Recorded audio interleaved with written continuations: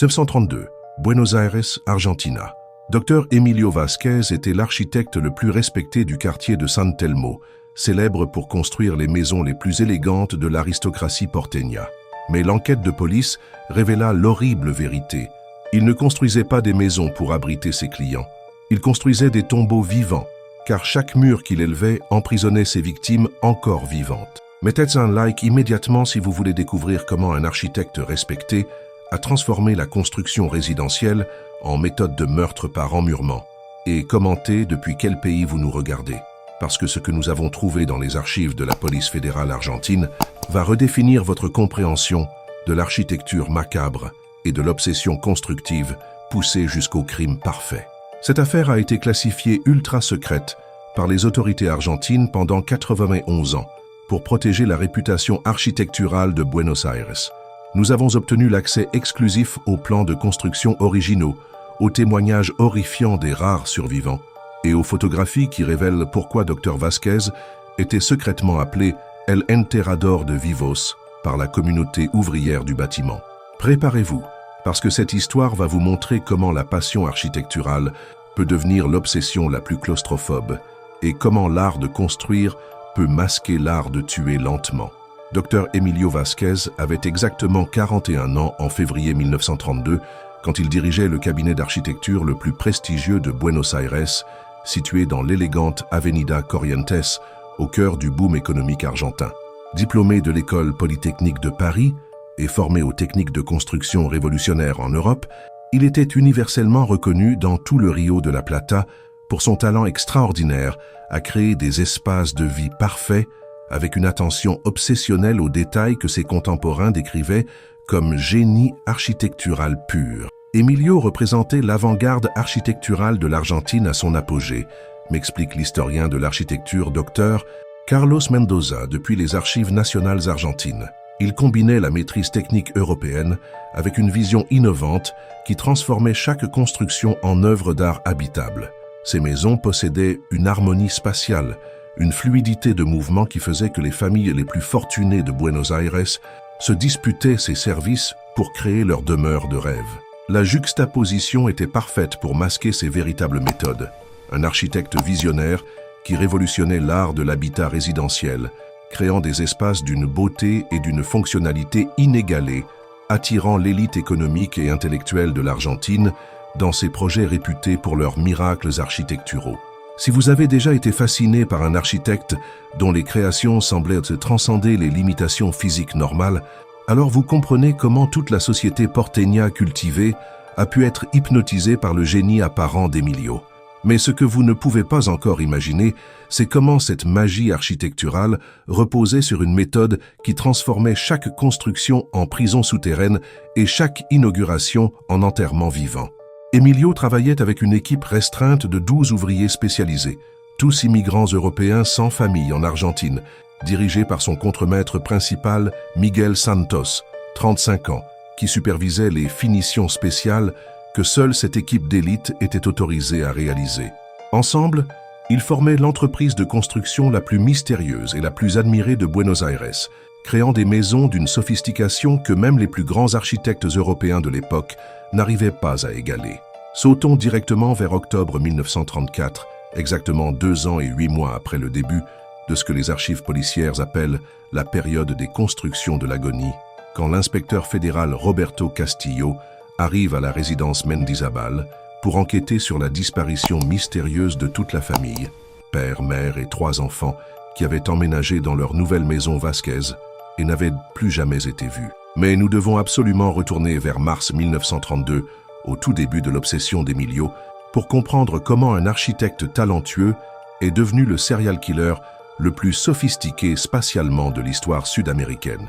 Le cabinet Vázquez recevait en moyenne 8 commandes par mois, familles aristocratiques voulant des résidences de prestige, industriels prospères, désirant des manoirs impressionnants, diplomates européens cherchant des palais privés dans le Nouveau Monde. Contrairement aux autres architectes de Buenos Aires, qui construisaient des maisons conventionnelles et prévisibles, Emilio créait des espaces d'une complexité architecturale révolutionnaire. Ces constructions révélaient des innovations spatiales que même les architectes européens les plus avant-gardistes n'avait jamais imaginé, me confie l'historienne de l'architecture Dr Elena Rodriguez. Il y avait dans ces maisons une fluidité de circulation, une utilisation de l'espace et de la lumière qui dépassait tout ce qui se construisait en architecture résidentielle à cette époque. Ses clients habitaient dans des espaces qui semblaient défier les lois physiques normales de la construction. Mais dès l'été 1932, certains détails troublants commencent à attirer l'attention de quelques observateurs attentifs. L'ingénieur municipal José Herrera, chargé des inspections de conformité, remarque que beaucoup de constructions Vázquez présentent des anomalies structurelles inexpliquées et des espaces non conformes aux plans déposés lors des visites officielles. Partagez cette vidéo si vous commencez à soupçonner la méthode architecturale terrifiante de ce génie constructeur. Automne 1932. Les premiers cas inquiétants commencent à être signalés. La famille Domingo Rodriguez emménage dans leur nouvelle résidence Vázquez, une merveille architecturale de 3 étages avec jardins intérieurs. Mais dans les semaines suivantes, les voisins remarquent des bruits étranges venant de l'intérieur, des grattements, des coups sourds, des appels étouffés, alors que la maison semble totalement vide. Quand la police force l'entrée pour une inspection, ils trouvent la maison parfaitement meublée mais totalement abandonnée. Aucune trace de la famille Rodriguez, mais les murs semblent résonner bizarrement quand on les frappe, comme s'ils étaient creux ou contenaient quelque chose. Hiver 1932. D'autres cas similaires se multiplient. La famille Martin Aguirre emménage dans leur villa Vázquez. Leurs domestiques rapportent des voix dans les murs et des mouvements derrière les cloisons pendant la nuit. Puis un matin, la famille entière a disparu, laissant la table du petit déjeuner à moitié servie. L'inspection révèle des détails troublants. Dans certaines pièces, les murs semblent avoir été récemment refaits et des traces de mortier frais sont visibles près du sol. Plus étrange, certaines sections de murs présentent des marques de griffures de l'intérieur, comme si quelqu'un avait essayé de gratter pour sortir. Printemps 1933. Le pattern devient plus évident pour ceux qui cherchent. Sur 12 familles qui emménagent dans des résidences Vázquez, 9 disparaissent complètement dans les 3 mois suivant leur installation. Toutes laissent leur maison dans le même état, parfaitement meublée, repas interrompus, mais totalement vide d'habitants. Miguel Santos, le contremaître d'Emilio, commence à montrer des signes de détresse psychologique. Il confie au prêtre local, sous le secret de la confession, que son patron a développé des techniques constructives particulières pour intégrer les habitants à l'architecture permanente de leur maison. Ce que Miguel ne révèle pas encore, c'est la véritable nature de ces techniques d'intégration. Été 1933, les disparitions prennent une tournure plus systématique. Dr Aurelio Fernandez, médecin de famille de plusieurs clients de Vázquez, commence à documenter des patterns troublants. Les familles qui disparaissent ont toutes demandé des modifications architecturales personnalisées, après avoir emménagé des ajustements aux habitudes familiales que Vázquez proposait comme service exclusif. Emilio observait secrètement comment chaque famille utilisait son espace de vie, révèle Dr Fernandez dans ses notes privées retrouvées. Il revenait quelques semaines après l'emménagement pour proposer des optimisations spatiales basées sur leur pattern de circulation domestique. Les familles étaient flattées par cette attention personnalisée et acceptaient toujours ces modifications. Automne 1933, le journaliste local Ricardo Sanchez commence une enquête discrète après la disparition de sa propre sœur, Carmen Sanchez, qui avait emménagé dans une résidence Vázquez avec son mari et leurs 2 enfants. Ricardo découvre que Emilio utilisait un réseau d'espions domestiques, cuisinières, femmes de ménage, jardiniers, pour observer les habitudes familiales de ses clients. Chaque domestique recevait des instructions spécifiques pour noter les heures de repas, les pièces les plus fréquentées, les moments de solitude de chaque membre de la famille, écrit Sanchez dans ses carnets d'enquête. Emilio compilait ces informations dans des dossiers détaillés qu'il appelait « profil d'habitat » pour planifier ses modifications architecturales. Hiver 1934. L'enquête de Sanchez révèle l'existence d'un atelier secret dans les sous-sols du cabinet Vázquez, où Emilio construisait des maquettes détaillées de chaque résidence avec des sections amovibles montrant l'emplacement exact des chambres d'intégration qu'il prévoyait d'installer dans les murs. Ces maquettes révèlent la sophistication horrifiante de sa planification. Chaque chambre était calculée pour maximiser la proximité avec les espaces de vie familiale, permettant aux victimes emmurées d'entendre constamment leurs proches vivre normalement de l'autre côté des cloisons. Retournons maintenant à cette inspection cruciale d'octobre 1934 qui va révéler les chambres secrètes d'Emilio.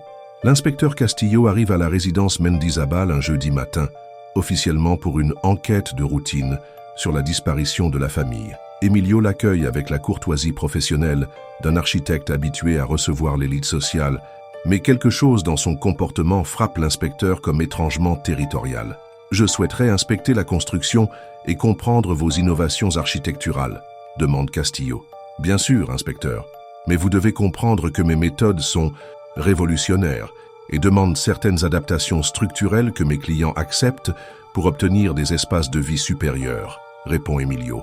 C'est à ce moment que Castillo va découvrir que les innovations d'Emilio ne sont pas de simples avancées architecturales, mais un système d'emprisonnement sophistiqué. Docteur Patricia Morales, médecin légiste qui a examiné les corps retrouvés en 1934, nous révèle des détails jamais publiés sur les découvertes dans les murs secrets d'Emilio. Ce que nous avons trouvé était un système d'emmurement vivant parfaitement intégré à l'architecture, m'explique Dr Morales, depuis les archives médicales de Buenos Aires. Emilio avait développé ce qu'il appelait l'architecture de l'incorporation permanente, une méthode qui consistait à créer des espaces cachés dans les murs où il enfermait ses clients vivants, les laissant mourir lentement de faim et de soif tout en écoutant leurs supplications à travers les cloisons. Selon Dr Morales, l'analyse des corps révèle des méthodes sophistiquées. Il utilisait des techniques de construction en double paroi pour créer des chambres secrètes de 80 cm d'épaisseur, juste assez larges pour qu'une personne puisse tenir debout mais pas s'allonger. Ces espaces étaient équipés de petits conduits d'air pour prolonger l'agonie et de systèmes acoustiques pour que les cris restent audibles depuis les pièces adjacentes. Inspecteur Roberto Castillo, qui a dirigé l'enquête, explique la logistique horrifiante de l'opération. Chaque maison Vasquez était conçue avec un réseau de chambres cachées dans les murs porteurs. Emilio calculait exactement où chaque membre de la famille passerait le plus de temps, puis créait des prisons murales adjacentes. Les victimes pouvaient entendre leur famille vivre normalement de l'autre côté du mur, sans pouvoir leur faire comprendre où elles étaient. Dans la résidence Mendizabal, continue Castillo, nous avons trouvé le père enfermé dans le mur du salon où sa femme prenait le thé chaque après-midi, la mère dans le mur de la cuisine où les enfants prenaient à leur repas, et les 3 enfants dans des compartiments séparés autour de la chambre parentale. Ils sont morts en écoutant les autres membres de leur famille les chercher désespérément. Commentez si vous réalisez l'horreur architecturale de cette obsession constructive. Docteur Fernando Gutiérrez, psychiatre qui a étudié les carnets personnels d'Emilio, révèle sa psychologie. Il était convaincu que l'architecture devait créer une fusion permanente entre les habitants et leur maison. Dans ses écrits, il explique que seule l'incorporation physique définitive peut créer l'harmonie parfaite entre l'être humain et son espace de vie. Emilio justifiait ses actions par une philosophie architecturale tordue, révèle Dr Gutiérrez. Il prétendait accomplir une révolution de l'habitat en créant l'union éternelle entre l'habitant et son environnement construit. Pour lui, emmurer ses clients était un acte créateur qui transcendait la simple construction. Miguel Santos, dans ses confessions recueillies après son arrestation, décrit la progression de l'obsession de son patron. Au début, Emilio cherchait simplement à créer des espaces plus intimes et personnalisés. Il observait secrètement comment les familles utilisaient leur maison, puis modifiait l'architecture pour s'adapter à leurs habitudes. Progressivement, l'observation est devenue espionnage et l'adaptation est devenue emprisonnement. Je l'aidais parce que je croyais en son génie architectural, confesse Miguel. Quand il me montrait les plans qu'il créait, j'étais impressionné par leur sophistication révolutionnaire. Je ne réalisais pas que cette sophistication venait du fait qu'il concevait littéralement des maisons-prisons, où les habitants seraient intégrés physiquement à la structure. Professeur Ricardo Silva, historien de l'architecture spécialisé dans l'architecture pathologique, analyse l'aspect technique. Les constructions d'Emilio sont architecturalement parfaites et techniquement révolutionnaires. Même aujourd'hui, en connaissant les circonstances de leur création, on ne peut nier leur innovation structurelle bouleversante. C'est ce qui rend cette affaire si troublante. Le génie et l'horreur étaient indissociables dans son travail. Dr Isabelle Martinez, psychologue qui a étudié les témoignages des domestiques survivants, révèle les méthodes de manipulation d'Emilio. Il avait développé un système de conditionnement psychologique pour ses employés. Chaque ouvrier ne connaissait qu'une partie du processus de construction des chambres secrètes. Emilio compartimentait l'information pour que personne ne comprenne l'ensemble du système jusqu'à ce qu'il soit trop tard pour reculer. Les ouvriers croyaient participer à des innovations de ventilation ou des systèmes de circulation d'air révolutionnaires, explique Dr Martinez. Emilio présentait chaque étape comme une avancée technique normale. Ce n'est qu'à la fin que certains réalisaient qu'ils avaient construit des prisons, mais à ce moment-là, ils étaient devenus complices et n'osaient plus parler. Architecte contemporain. Professeur Leonardo Vargas, qui a étudié les plans originaux d'Emilio, révèle l'ingéniosité technique. Ses designs étaient d'une sophistication remarquable. Il utilisait des techniques de construction modulaire pour que les chambres secrètes puissent être ajoutées après l'installation des familles, camouflées en amélioration structurelle.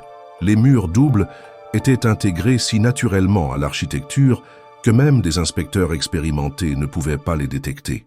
Souvenez-vous de ces bruits étranges que les voisins de la famille Rodriguez avaient entendus dans leur maison apparemment vide. L'enquête révélera qu'Emilio avait développé un système qu'il appelait l'architecture acoustique de l'agonie. Construire les murs de façon que les supplications des victimes emmurées restent audibles pour terroriser les nouveaux habitants. Retournons à cette inspection cruciale d'octobre 1934, quand l'inspecteur Castillo découvre le système secret d'Emilio. Dans la résidence Mendizabal, Castillo remarque que certains murs sonnent creux quand on les frappe, mais Emilio explique que c'est dû à ses innovations en isolation acoustique. Puis l'inspecteur entend quelque chose qui le glace. Des grattements faibles mais persistants venant de l'intérieur du mur du salon. « Inspecteur, vous entendez les innovations de ventilation naturelle que j'ai intégrées », explique Emilio avec l'enthousiasme d'un architecte passionné. « Mes maisons respirent, littéralement grâce à des systèmes de circulation d'air révolutionnaires.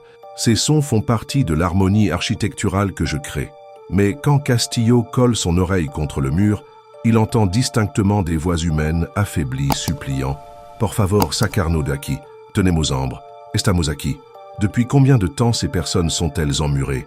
Demande Castillo, horrifié. Émurées? Inspecteur, vous ne comprenez pas ma vision architecturale. Ces familles ne sont pas emprisonnées, elles sont devenues partie intégrante de leur maison. Elles ont atteint la fusion parfaite entre l'être et l'habitat. Elles sont maintenant littéralement chez elles, pour l'éternité. Castillo découvre alors les plans secrets d'Emilio.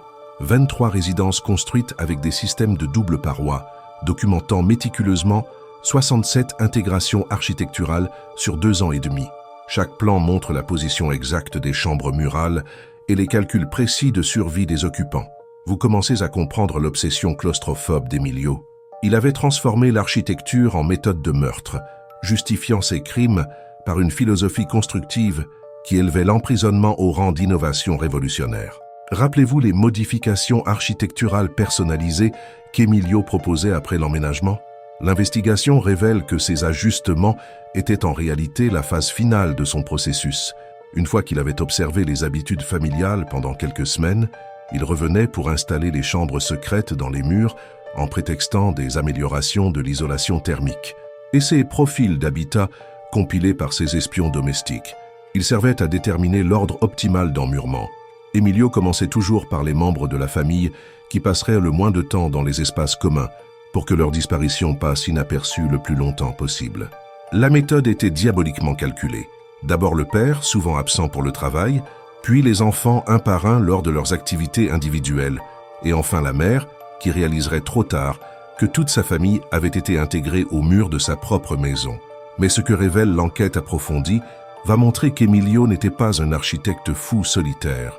L'enquête révèle qu'Emilio dirigeait un réseau international d'architectes expérimentaux, qui vendaient des solutions d'habitat définitif à des clients fortunés cherchant des moyens discrets et légaux de faire disparaître des personnes. Ces archives commerciales montrent des correspondances avec des architectes à Paris, Londres, New York, même São Paulo.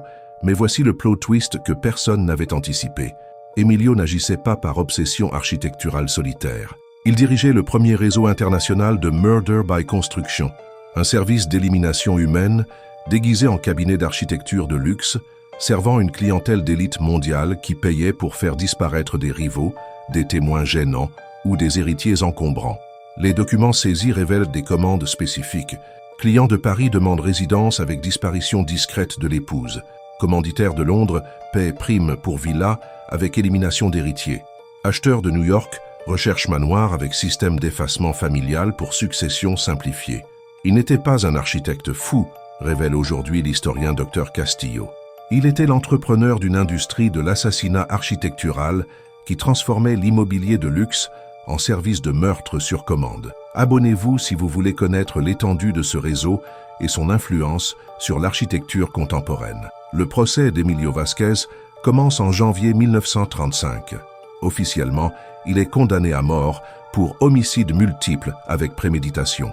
Mais les archives révèlent une vérité différente. Emilio a été secrètement transféré vers un laboratoire gouvernemental où ses techniques architecturales ont été étudiées et adaptées pour la construction de prisons politiques et de centres de détention clandestins jusqu'en 1955. Ces méthodes d'incorporation murale ont directement inspiré les techniques de disparition forcée utilisées par les régimes autoritaires sud-américains. Miguel Santos a été officiellement exécuté pour complicité, mais en réalité recyclé dans un réseau d'architectes spécialisés qui construisaient des centres de torture clandestins pour des gouvernements militaires. Le cabinet Vasquez a été transformé en école d'architecture pénitentiaire, où des ingénieurs gouvernementaux apprenaient les techniques d'Emilio pour concevoir des prisons psychologiques et des centres de détention invisibles. Les 12 ouvriers spécialisés d'Emilio n'ont jamais été retrouvés après le procès. Les archives suggèrent qu'ils ont été redistribués dans différents pays d'Amérique latine pour construire des installations gouvernementales spéciales, utilisant les méthodes d'emmurement développées par leur ancien patron. Aujourd'hui, des historiens de l'architecture découvrent que les innovations techniques d'Emilio ont révolutionné l'architecture carcérale et que ces méthodes de construction psychologique sont encore enseignées dans les écoles d'ingénierie pénitentiaire, sans que les étudiants connaissent leur origine meurtrière. Plus troublante encore, en 2018, une enquête internationale a révélé l'existence de cabinets d'architecture privés où des clients fortunés paient pour des solutions résidentielles définitives, impliquant la disparition discrète de personnes directement inspirées des méthodes d'Emilio. L'enquête journalistique menée par le Consortium International Consortium of Investigative Journalists a découvert au moins 47 résidences de luxe construites entre 2010 et 2020 dans 23 pays différents, toutes équipées de systèmes de chambres murales cachées utilisant des techniques dérivées des plans originaux d'Emilio Vasquez. Ces maisons modernes sont commandées par des oligarques, des dictateurs en exil, des cartels de drogue et même des PDG de multinationales cherchant à résoudre discrètement des problèmes humains. Le marché de l'architecture létale représenterait aujourd'hui plusieurs centaines de millions de dollars par an. En 2019, la police britannique a découvert une résidence à Londres où un oligarque russe avait fait emmurer vivants 3 journalistes d'investigation qui enquêtaient sur ses activités financières. La maison avait été construite par un cabinet d'architecture spécialisé qui se réclamait ouvertement de l'héritage technique d'Emilio Vasquez. En 2021, les autorités brésiliennes ont trouvé une villa à São Paulo équipée de 12 chambres murales où un cartel avait fait disparaître des témoins potentiels. Les plans de construction étaient signés par un architecte argentin qui possédait une copie complète des archives techniques d'Emilio. L'héritage d'Emilio Vasquez continue. Son modèle de transformation de l'architecture en arme de meurtre est encore utilisé par des réseaux contemporains qui exploitent l'immobilier de luxe pour des services d'élimination clandestine. Les descendants des familles emmurées en 1932-1934 ont créé en 2020 une fondation internationale, Voces en las Paredes, Voix dans les murs, qui surveille les constructions suspectes et forme des inspecteurs à détecter les signes architecturaux de chambres murales cachées. Cette fondation a déjà identifié plus de 200 constructions suspectes dans le monde entier et a permis de sauver au moins 31 personnes qui étaient en train d'être emmurées vivantes dans des résidences de luxe. Dr Carmen Mendizabal, arrière-petite-fille d'une des familles victimes d'Emilio et aujourd'hui architecte spécialisée en contre-architecture criminelle, explique « Nous avons appris à lire les signes que mon arrière-grand-père n'avait pas su voir. Les espaces trop parfaits, les murs trop épais, les plans avec des zones inexpliquées. Nous enseignons maintenant aux familles fortunées comment détecter si leur architecte planifie leur emmurement. Question troublante. Combien de résidences de prestige dans le monde cachent des systèmes similaires? Combien d'innovations architecturales masquent des méthodes criminelles? Et plus troublant, la prochaine fois que vous visitez une maison d'une sophistication architecturale impossible, comment pouvez-vous être sûr que cette innovation ne cache pas des espaces conçus pour l'emprisonnement. En 2023, exactement 91 ans après les premiers emmurements, Interpol a publié un rapport confidentiel estimant que l'architecture criminelle pourrait représenter un marché de plus de 300 millions de dollars par an, principalement alimenté par des services de disparition discrète camouflés en cabinets d'architecture de luxe. Le rapport révèle l'existence d'une école internationale d'architecture spécialisée basée dans un pays non divulgué qui forme secrètement des architectes aux techniques d'emmurement modernes. Les diplômés de cette école travaillent pour des clients privés dans le monde entier, construisant des résidences sur mesure, équipées de systèmes de disparition humaine. Les techniques modernes ont évolué. Chambres murales climatisées pour prolonger l'agonie. Systèmes de surveillance intégrés pour que les commanditaires puissent observer les victimes, et même des dispositifs de diffusion audio pour que les emmurés puissent entendre leurs proches les chercher en permanence.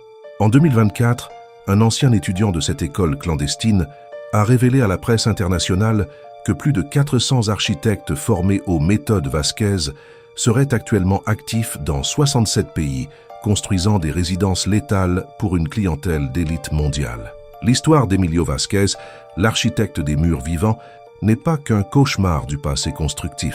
C'est un manuel d'instruction que des architectes criminels contemporains continuent d'adapter avec les technologies de construction du XXIe siècle. Les nouvelles techniques incluent murs modulaires démontables pour emmurement temporaire, systèmes de ventilation contrôlés par intelligence artificielle pour optimiser la durée d'agonie, et même des applications mobiles permettant aux commanditaires de surveiller leurs victimes emmurées à distance en temps réel. Si cette histoire vous a claustrophobé, si vous réalisez maintenant les dangers cachés derrière certaines innovations architecturales, partagez cette vidéo et commentez si vous pensez que des architectes similaires pourraient exister aujourd'hui. Votre vigilance pourrait protéger des vies innocentes. Parce que l'histoire de l'architecte des murs vivants nous enseigne la leçon la plus importante sur la construction.